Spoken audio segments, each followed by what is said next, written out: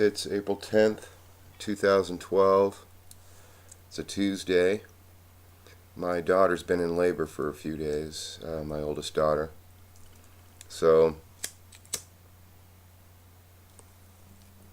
I saw her yesterday a day before yesterday for Easter.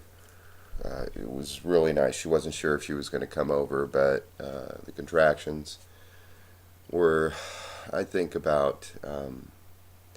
to me, my time clock, I'm not sure they were keeping perfect time, but I think they were close to 10 minutes apart. They were saying 15. But with the dialogue somewhat estranged between my daughters and I in the relationship, I just let them experience it pure and for themselves.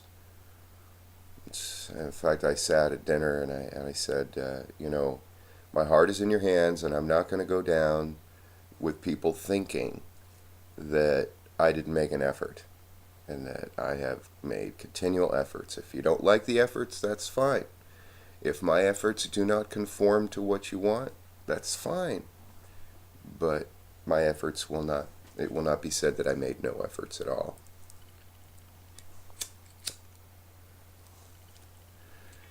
You see, just recently, there's a good object lesson, something that is objective, that can explain my perspectives.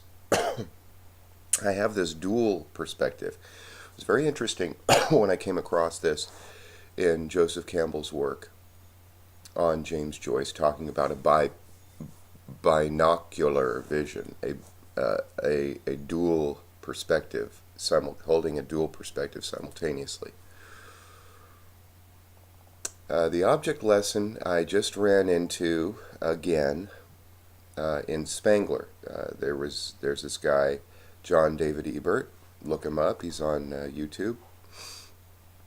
And Volume 2, Parts 9 and 10,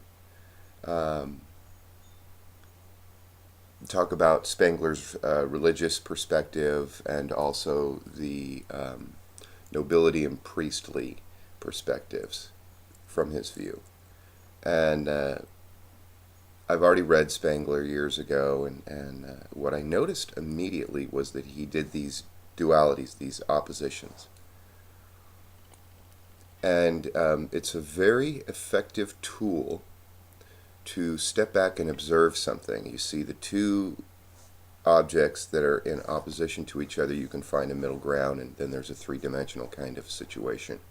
Same thing with I read Spengler, John David Ebert read Spengler, and then a three-dimensionality of the perspectives comes into view. And this is particularly good for me because of my makeup.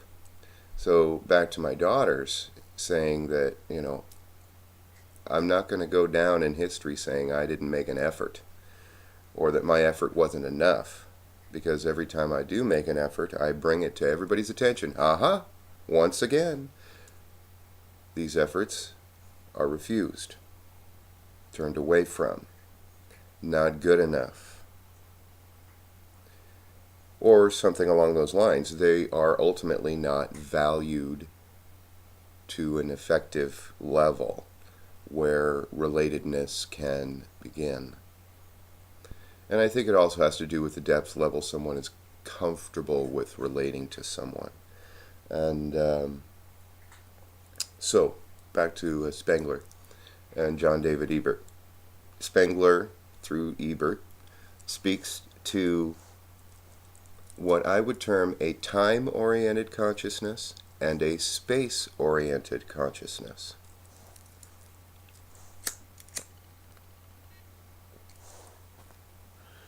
And as I was thinking about it, this might be a very good tool to try to gauge others in, and I realize I've done this. The time-oriented consciousness might be said to take things too personally, and the space-oriented consciousness might be said to take things not personally enough, in that one is more highly detached from the experience. So a time-oriented person is in the pulse beat and rhythm of time and the ebb and flow and the moment and their experience, and everything is so personal and subjective. And I would suggest that it's taken too personally because there is a loss of identity in the pulse, rhythm, beat of life and the ebb and flow of it all. Being too immersed in something dissolves a person, and the natural response and reaction would be to take things too personally, to really try and have a personal experience of it. And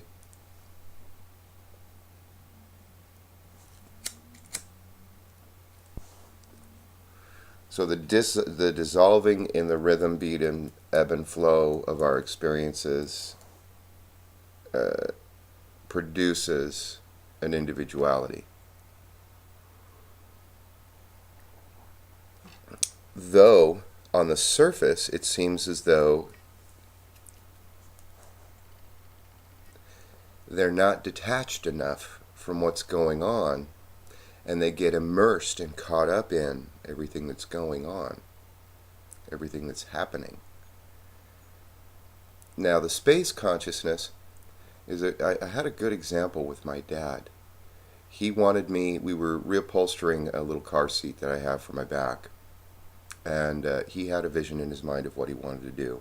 I had a vision in my mind of what I wanted to do.